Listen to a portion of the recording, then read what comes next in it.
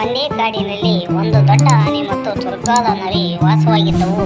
ಆ ಆನೆ ಅತ್ಯಂತ ಬಲಶಾಲಿಯಾಗಿತ್ತು ಮತ್ತು ತನ್ನ ಶಕ್ತಿಯ ಗರ್ವದಲ್ಲಿ ಮೆರೆಯುತ್ತಿತ್ತು. ಇನ್ನು ನರಿ ತನ್ನ ಬುದ್ಧಿಮತ್ತೆಯಿಂದಲೇ ಬದುಕು ಸಾಗಿಸುತ್ತಿತ್ತು. ಇಬ್ಬರು ಸ್ನೇಹಿತರಾಗಿದ್ದರು. ಆದರೆ ಆನೆ ಸದಾ ತನ್ನ ಶಕ್ತಿ ಬಗ್ಗೆ ಹೆಮ್ಮೆಪಟ್ಟು ನರಿ ಮೇಲೆ ತೀವ್ರವಾಗಿ ವ್ಯಂಗ್ಯ ಮಾಡುತ್ತಿತ್ತು. ಒಂದು ದಿನ ಕಾಡಿನಲ್ಲಿ ತುಂಬಾ ಭೀಕರವಾದ ಬರ ಬಂತು. ನದಿಗಳು ಒಣಗಿ ಹೋದವು. ಜಂಗಲಿನ ಸಸ್ಯಗಳೆಲ್ಲ ಬಾಡಿದವು. ಪ್ರಾಣಿಗಳಿಗೆ ಕುಡಿಯಲು ನೀರಿನ ತೊಂದರೆ ಆಗಿತ್ತು. ಎಲ್ಲರೂ ತೀವ್ರ ಹಸಿವಿನಿಂದ ಕಂಗೆಟ್ಟಿದ್ದರು. ಆ ಸಮಯದಲ್ಲಿ ನರಿ ಒಂದು ಮುಟ್ಟು ಪತ್ತೆ ಹಚ್ಚಿತು. ಕಾಡಿನ ಒಂದು ತುದಿಯಲ್ಲಿ ಇರುವ ಹಳೆಯ ಗುಹೆಯೊಳಗೆ ನೀರಿನ ಬುಗ್ಗೆ ಇತ್ತು. ಆದರೆ ಆ ಬುಗ್ಗೆ ಹೊರಗಿಗಿಂತ ಹಳೆಯ ಬಂಡೆಗಳ ಹಿಂದೆ ಆಳದಲ್ಲಿ ಇದ್ದುದರಿಂದ ಅಲ್ಲಿ ನುಗ್ಗಲು ಗಾತ್ರದಲ್ಲಿ ಚಿಕ್ಕವರು ಮಾತ್ರ ಸಾಧ್ಯವಾಗುತ್ತಿತ್ತು. ನರಿ ಹಂಚಿಕೊಳ್ಳಲು ತಯಾರಾದರು. ಆನೆ ಹೆಮ್ಮೆಪಟ್ಟು ನಕ್ಕಿತು. ನೀನು ನಿನ್ನ ತಂತ್ರಗಳಿಂದ ಬದುಕಬಹುದು, ಆದರೆ ನಾನು ಶಕ್ತಿಶಾಲಿ. ನಾನು ಬೇಕಾದರೆ ಭೂಮಿಯನ್ನೇ ಹಾರಿ ನೀರನ್ನು ಕಂಡುಕೊಳ್ಳಬಲ್ಲೆ ಎಂದು ಹೇಳಿತು. ಆನೆ ಸುತ್ತಮುತ್ತ ಎಲ್ಲೆಡೆ ನೀರಿಗಾಗಿ ತೋಡುತ್ತಾ ಹೋಯಿತು.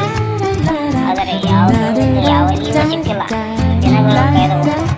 ಅವಳ ಬಾಯಾರಿಕೆ ಹೆಚ್ಚಾಗಿತ್ತು. ದೇಹ ದುರ್ಬಲವಾಯಿತು.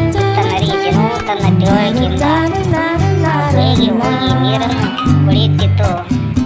ತಾನು ಕಂಡ ಶ್ರೇಷ್ಠತೆಯನ್ನು ಶಕ್ತಿಯಲ್ಲೆಲ್ಲ ಬುದ್ಧಿಯಲ್ಲಿದೆ ಎಂದು ನರಿ ಮನದಟ್ಟಾಗಿಸಿತು.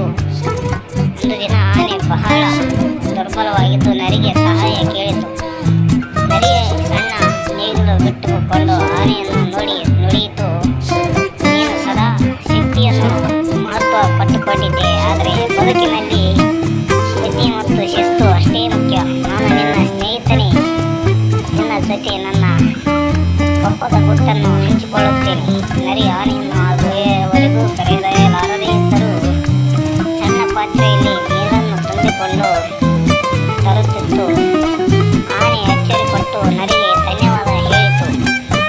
ಬುದ್ಧಿ ಮತ್ತೆ ಸ್ನೇಹ ಮತ್ತು ಸಹಾನುಭೂತಿಯ ಮಹತ್ವವನ್ನು ಆನೆ ಅರಿತುಕೊಂಡು ಅಂದಿನಿಂದ ಆನೆ ತನ್ನ ಗರ್ವವನ್ನೆಲ್ಲ ಬಿಟ್ಟು ನರಿ ಜೊತೆ ಇಷ್ಟಪಟ್ಟು ಬದುಕಲು ಆರಂಭಿಸಿತು.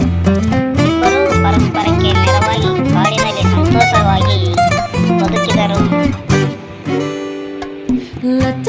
ಇಲ್ಲಿ ನೀತಿ ಪಾಠ.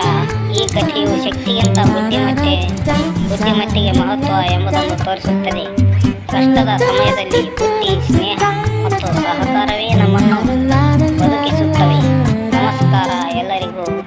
ಈ ಕಥೆ ಇಷ್ಟವಾದರೆ ಒಂದು ಲೈಕ್ ಕೊಡಿ, ಸಬ್ಸ್ಕ್ರೈಬ್ ಮಾಡಿ, ಕಮೆಂಟ್ ಮಾಡಿ. ನಮಸ್ಕಾರ, ಧನ್ಯವಾದಗಳು. ಶುಭ ದಿನ.